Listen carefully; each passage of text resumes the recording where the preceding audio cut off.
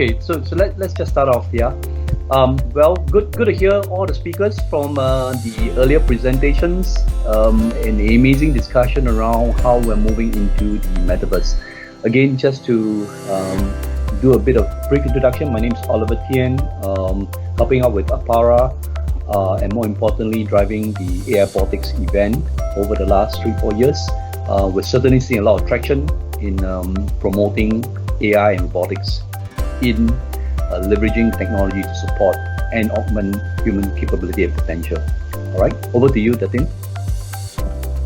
Hi, so good afternoon, everyone. I'm Lorella, co-founder and CEO of House of Stylo. I think Elle did quite a good introduction of me earlier, but I just want to say that one of our flagship programs under House of Stylo is METAW. It's a global platform that encapsulates digital technology with women-centric interests with trends of modest fashion and lifestyle. So from fashion weeks around the world, curated events under the Stylo group, we are first and foremost a luxury lifestyle group.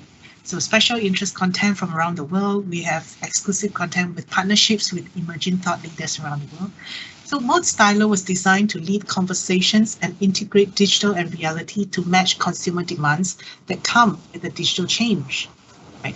And this means that we need to build a community and ecosystem as a sustainable and inclusive way forward. So towards this, we are launching a school of fashion design technology where we prepare students for the fashion industry of the now and tomorrow. So a lot of what I spoke about earlier is what we'll be focusing on in our school. So other than learning the basics of fashion design, our students will learn about digital fashion, the $176 billion game industry, $40 billion skin industry, and that's to add on to the huge fashion sector. And I think that's it for me now. I look forward to speaking further in the panel.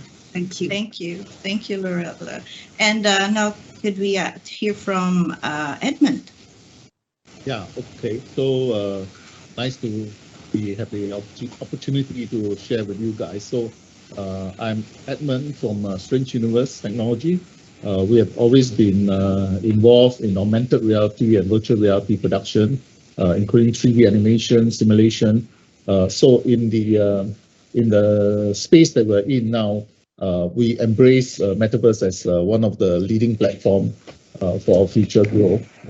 We are creating a virtual space that allows a very affordable way for people who want to enter into the Metaverse platform, as well as providing do-it-yourself kind of stuff that can allow companies to be able to sort of embrace the Metaverse.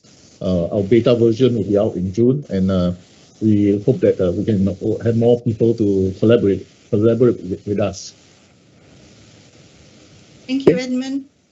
All right, we've just heard from her presentation a while back, but Joanna, would you like to tell us more about how the Metaverse has impacted the way you see business? Okay, thank you, Ella. Yeah, so Metaverse is just alive and is a cross-border B2B platform, but the across countries there is a growing demand for the quality medical supplies and products. And then besides this B2B platform, I have just launched, and then I also have considered launching the virtual trade fair because of unmet needs I just present to you in the trade fair industry, using some Metaverse technology and solutions available on the market right now. All right, thank you, Joanna. So I'm reminding everyone that we are now discussing the commercial applications of the Metaverse. We have heard presentations from our speakers earlier on, and they're here joining me now. Speakers coming from China, Singapore, Malaysia, South Korea. Earlier we had Roberto from USA, but now this is going to be an interactive discussion. In fact, we would like to invite our audience to send in their questions. There is a chat box at the bottom of your screen that you can type in your questions. And later on, we are going to look through the questions and ask the experts that are joining me this afternoon. So once again, I'm joined here by Mr. Edmund Oy, CEO of Strange Universe Technologies from Shenzhen, China. Oliver Tian, Vice President of GRC and Vice Chair of AIRA, joining me here in Singapore as well. And then I'm also with Datin Lorela Cha, CEO of House of Stylo from Malaysia. And last but not the least is Joanna Lee, CEO and founder of MediHeroes. So let me start the ball rolling with the discussion of, we've heard a lot about what you guys have been doing in the area of Metaverse, but let's also look back and see how the Metaverse have evolved. Oliver, I think I remember you mentioned about Snow Crash earlier, and several mentions as well of movies like Avatar, and one of my personal favorites, Ready Player One. And what I observe is that the current rave in the Metaverse is NFTs and virtual properties. What is that about? Can we hear your thoughts? Let's start from Edmund. What do you think of these NFTs and virtual properties? I think first of all, the world of digital asset is becoming so important because we are dealing with a very hyper kind of financial market. We are dealing with a lot of sophisticated people who wants to find a way to actually create a new form of marketplace, especially in the area of creating virtual assets that they cannot actually buy from the physical world. So it's sort of first the financial people are getting involved because when I was first approached to do NFT, they are the people who actually has the money and they want to create an opportunity to actually make more money.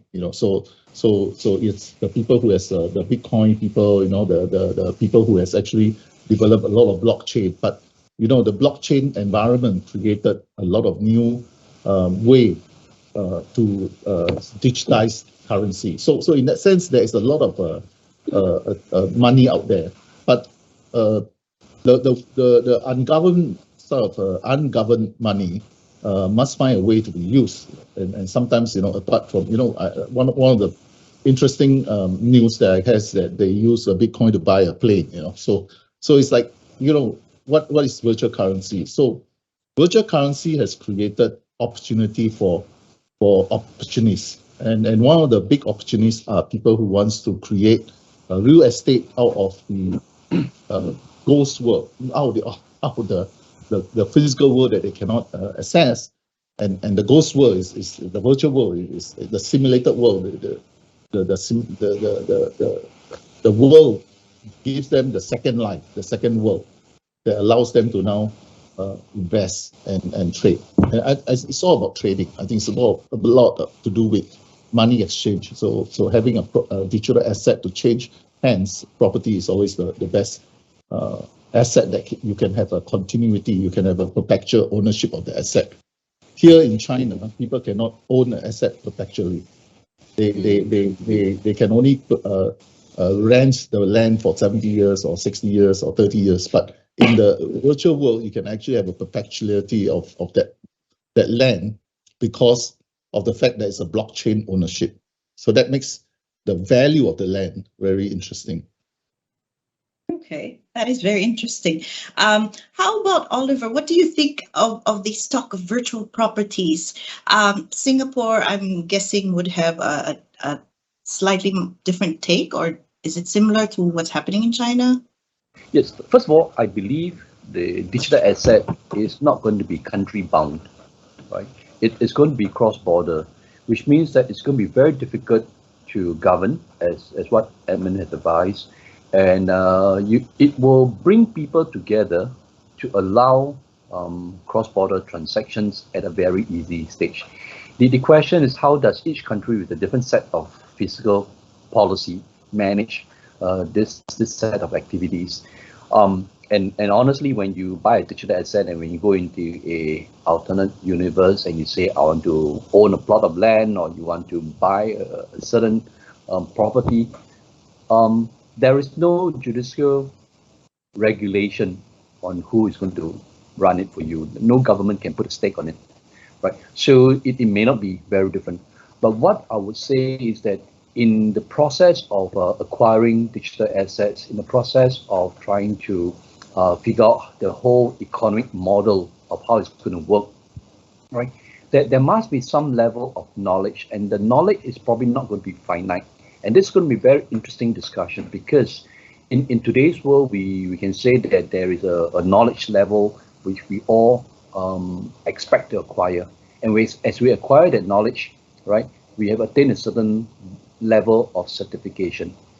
But in the alternate universe, what we're going to see is that the knowledge you acquire is so vast because everyone has the capability, the potential to be creative, and you could build on something that you have and generate new ideas out of your own curiosity, out of what your own desire is going to be, right?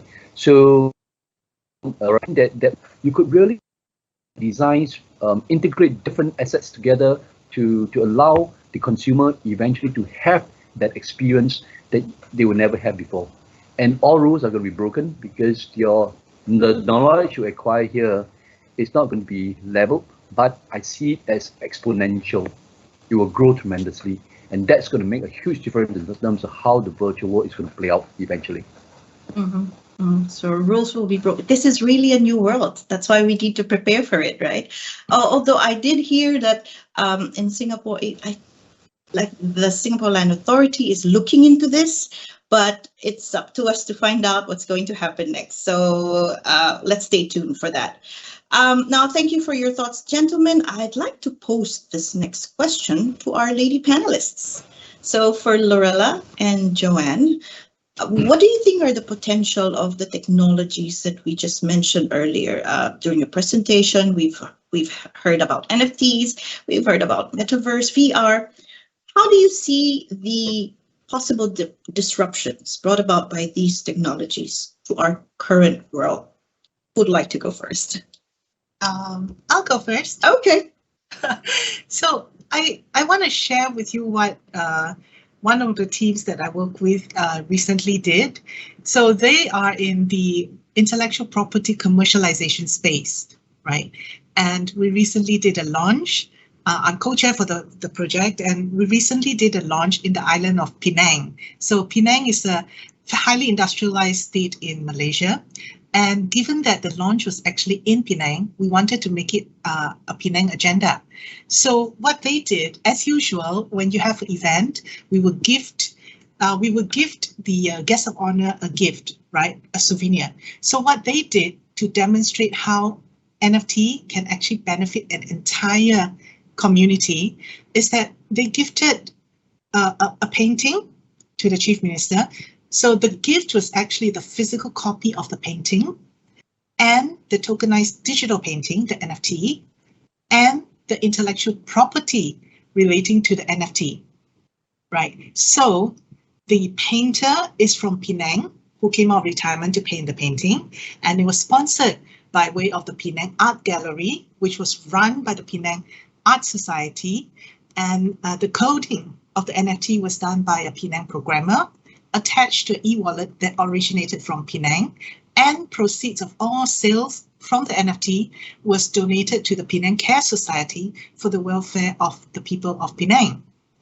And at the same time, the original painter retained the IP rights to the physical copy of the painting. So this way, we can have a physical painting, of course. Then there's the NFT. And with more people buying the NFT, the IP rights, the copyright to the NFT increases in value. So IP valuation goes up, right? And when IP valuation goes up for the NFT and in the digital realm, physical painting goes up as well.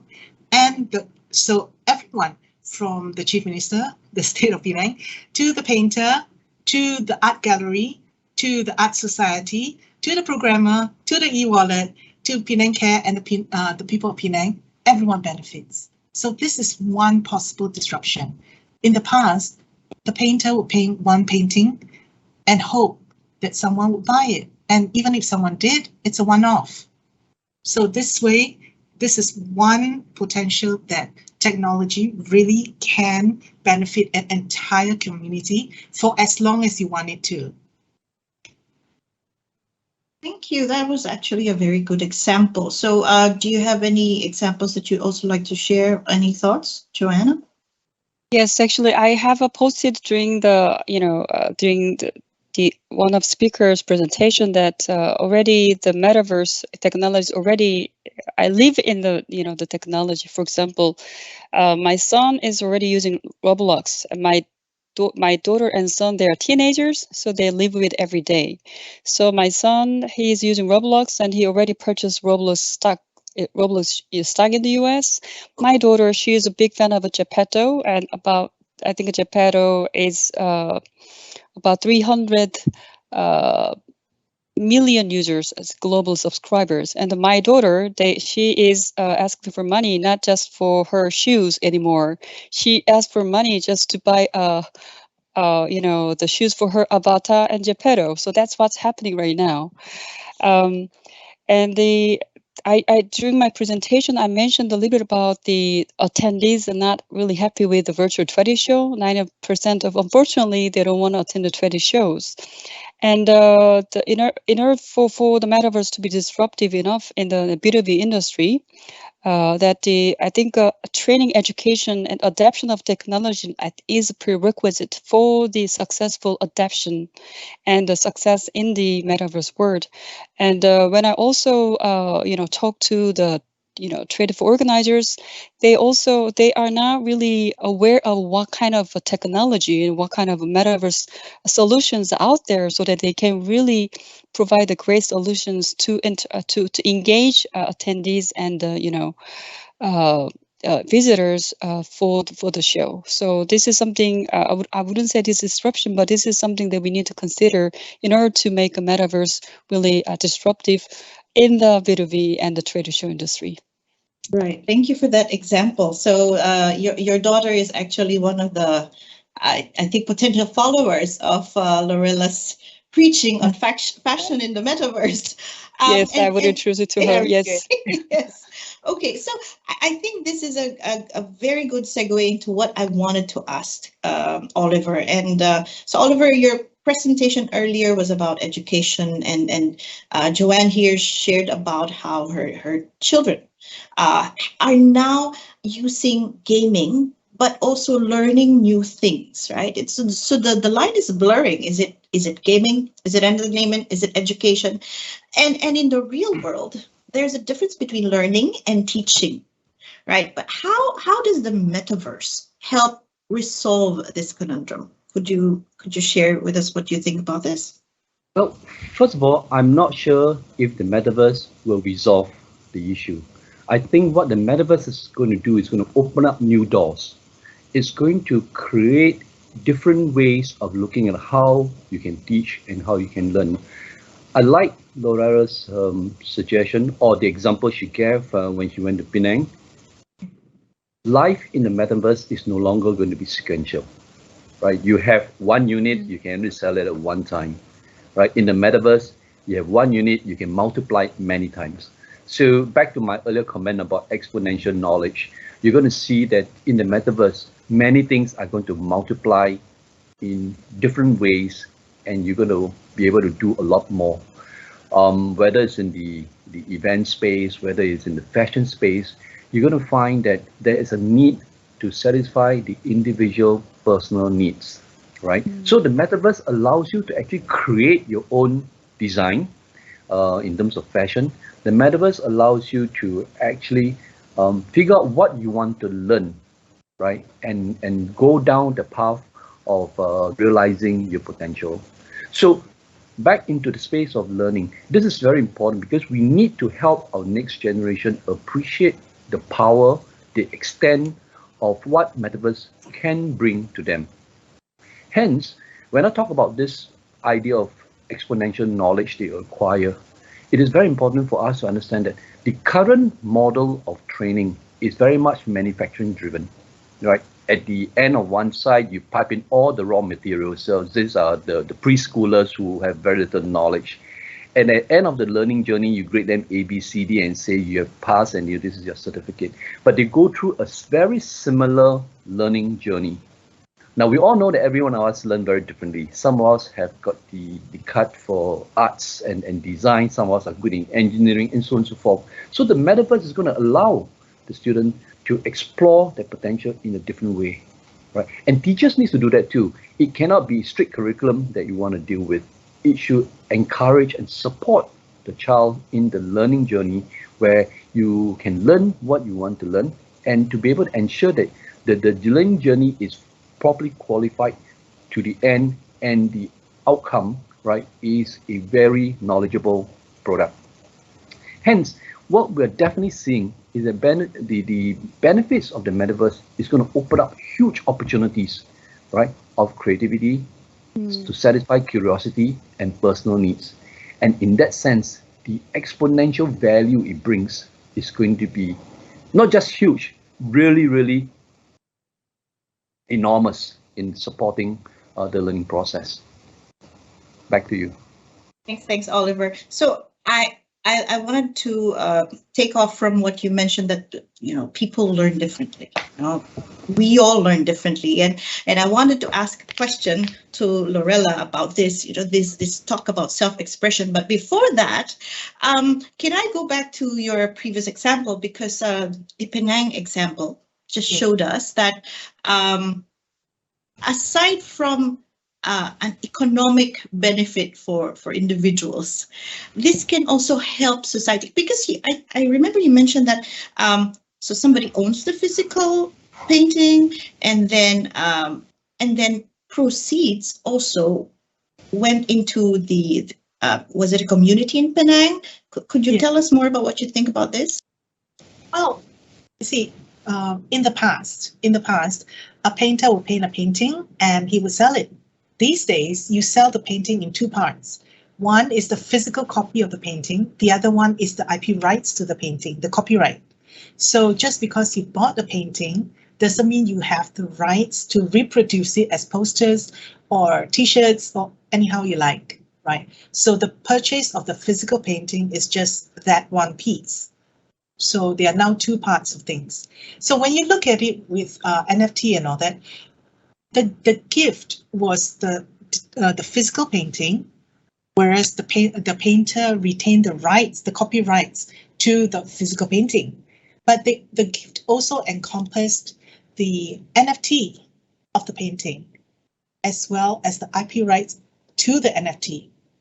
So the proceeds of sale of all the NFTs will go to the Penang Care Society. Mm-hmm. Mm-hmm. See? So it's interesting that one painting is now broken into several revenue streams. See? Right. Yeah. So we are really expanding the economy, and so thanks for that. Can I now go back to Oliver mentioned about education? There's so many new doors that we can open through Metaverse, but one of the things I've noticed is that there's so much focus on self-expression. Yes. And this is not just for young people. I guess that's why platforms like YouTube and TikTok are very successful, but it's not just young people. I see people from all walks of life and all age groups, trying to express themselves through all these platforms. Now, in the context of the Metaverse, what do you think will be the commercial implications, Lorella? Well, you see, when people have the need for self-expression, if you step outside of fashion, for example, in the past, if you notice cars like Mercedes-Benz, they have one model and they sell it for 10 years, maybe. These days, even Mercedes-Benz, that's traditionally known not to keep updating their model, they would have something new every year, right? So a lot of it is linked to self-expression. So with digitalization, with the Metaverse, with the pandemic, people are even more prone to self-expression. And now that the economy is opening up, for example, companies like Pretty Little Thing or Boohoo, they have accelerated product introductions, right? This ultra-fast fashion player, Shein, a Chinese company, they consistently introduce as many as 6,000 new products a day, right? Limited numbers, and these are all designs that they use AI to analyze and to know that the customer will like it, right? But 6,000 new products a day, So how much of it is wastage? How much of it is overconsumption, right? So this is an area that digital fashion could definitely work in. The metaverse could also be a way where designers can get maybe early sales reactions to new collections before they even start producing the physical product. This, because fashion, there's a lot of negative talk, relating to overconsumption and wastage, right? And of course ESG and all that. So this is one way that we could take care of this. And plus, there are many brands that are still struggling with production and supply chain issues because of the pandemic. So the metaverse allows them to deliver new ideas and new launches to their fan base more quickly. Like Joanne will probably verify this. In Korea, fan meets, concerts, launches, a lot of it happens in the metaverse, right? So this actually can take care of this need for self-expression without damaging the environment and still be sustainable. So I think that where people want to express, people want to buy new things, people want to express their mood in different ways, digital and metaverse technologies actually can help with that. That's why the projection of 10 to 15% of our wardrobe becomes digital. We want to acquire it. There's still that need, we want to acquire that, but we don't need to acquire it in a way that would damage the environment. Oh, thank you so much for that. Okay, I'd like to remind our audience that you can send in your questions via the chat function. So that is below your screen, somewhere at the lower part of your screen. Just type it in, and then we'll get to the questions later. So Lorella mentioned that Korea has a lot of metaverse events, concerts are happening, and now I'd like to move on to the topic of meetings, which is very close to me. So much has changed, with the pandemic, but look at us now. We are meeting virtually via the SUT platform. Thank you so much, SUT. Now, Singapore, yes, thank you. And Singapore is actually promoting itself as well as a MICE destination and is now opening up. We've just had a Singapore Air Show. I think 2 months ago, we had about 10,000 attendees. And then there's another tech event called Asia Tech X Singapore in June, projected to have about 15,000 physical attendees. So Joanne, what do you see will be the trend in the global events industry going into the new normal? Are we going back to physical?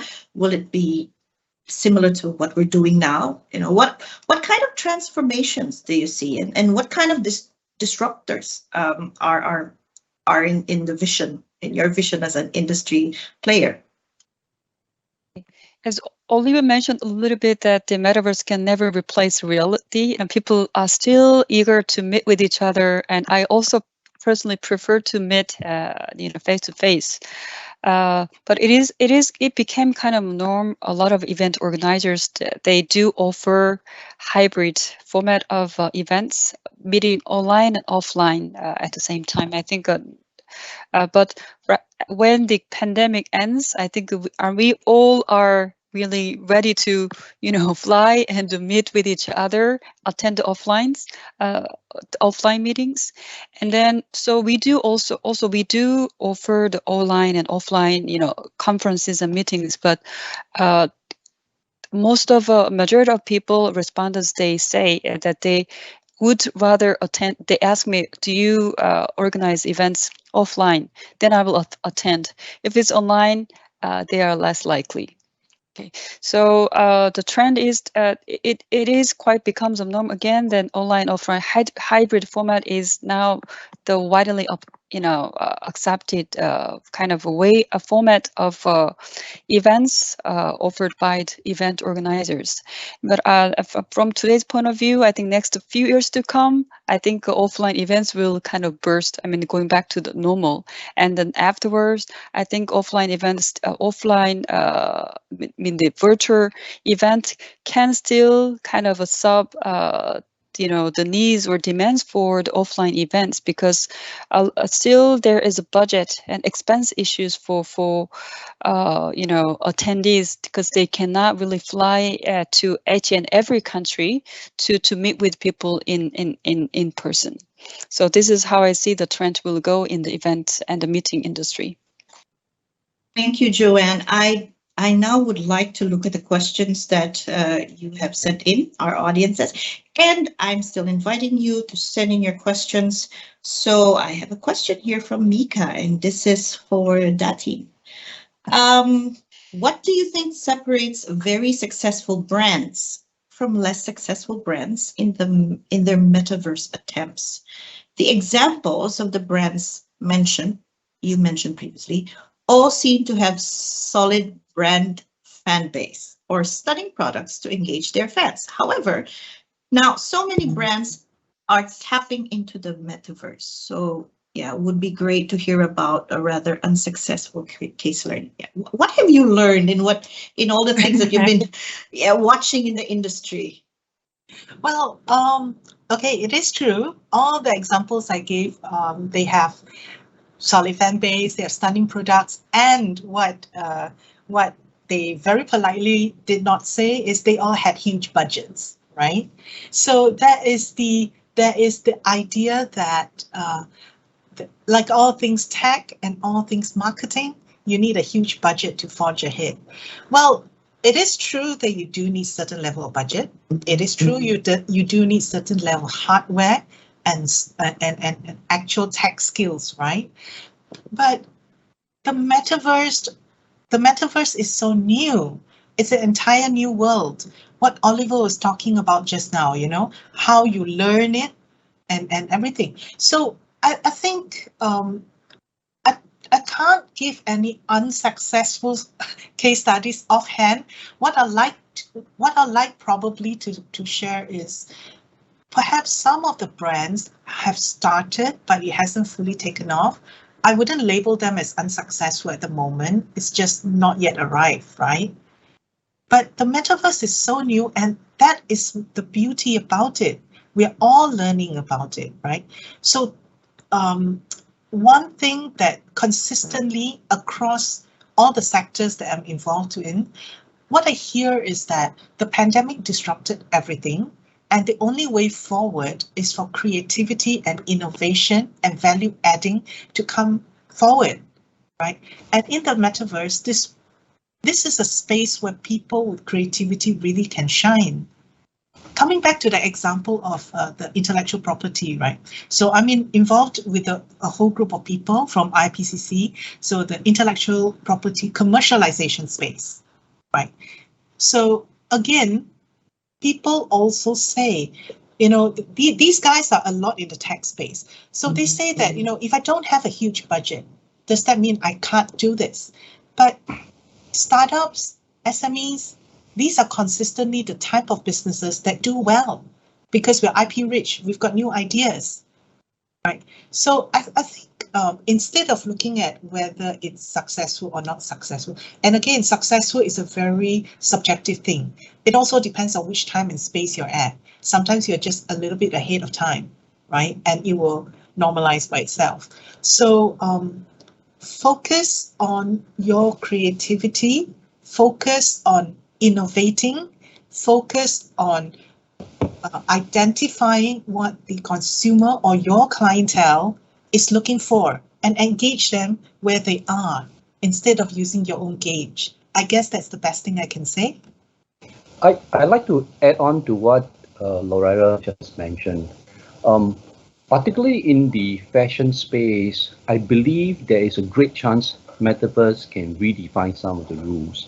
So let's talk about a trend that's happening, right? So from the early days, we talk about mass production, right? Where you produce a particular item in huge quantities. And Laura mentioned about being able to produce 600 types, within the same day. 6,000, I beg your pardon. Yeah, 6,000 within the same day. And this is where you try to address customization, because there are more and more people who want it the way it is. I think the question that was raised by Mika is a very interesting one, because I am seeing surely and slowly the whole value around self-expression taking shape in a different way. I mean, I've got teenage girls, right? They buy jeans, and then when buy, they'll cut a hole here, they cut a line there, and what have you, right? And then after 2 rounds of wearing it, they decide that they got it wrong. They want to redo it, but physically you cannot redo it.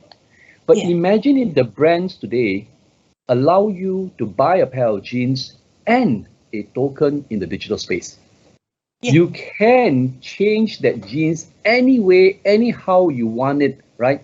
1,000 times. And you can still have that self-expression in that virtual world. So today you can have a slit across, the side of your jeans. Tomorrow you can cut it short. Another day you could, tear holes in between here and there. I think brands should need to look at how they can integrate that metaverse space into the physical space to allow, right, the consumer to have a high degree of self-expression. And that is something that's worth exploring. What do you think, Lorella? I think what you said is exactly right. But as you were speaking about self-expression, something else popped into my mind. This concept of identity in the metaverse, right? So more and more, there are more worlds, metaverse worlds out there, and there are many different forms of metaverse. As you said, metaverse means different things to different people, right? So are we able to traverse between different worlds while retaining the same avatar and individuality, like moving town to town, country to country? Are we able to do that? Will we able to do that one day? This is a very interesting, Lorella, this is a very interesting point that you made. Yeah.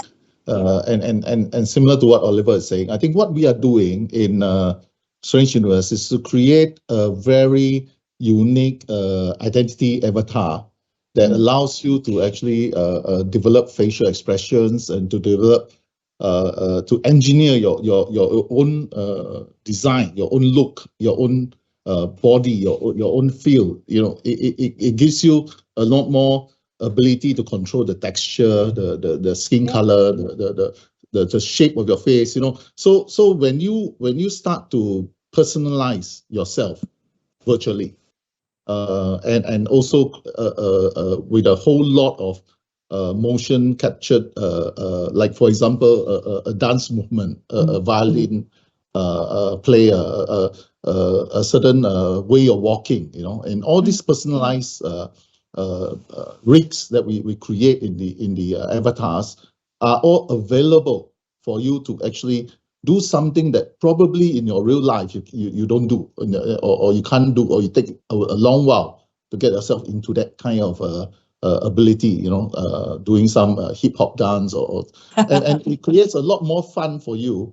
And I think with that kind of technology and sort of it is a complex technology that involve designers, the engineers, the platform, as well as creative thinking that allows you to actually personalize yourself. And I think that works very well with the fashion industry, works very well with the education industry. So I think it all comes together when the platform is able to sort of first reduce latency, second creates a better skill set of people that can easily go to a computer and start clicking on and getting certain codes done. So I think it's an interesting movement that we're doing in Metaverse now.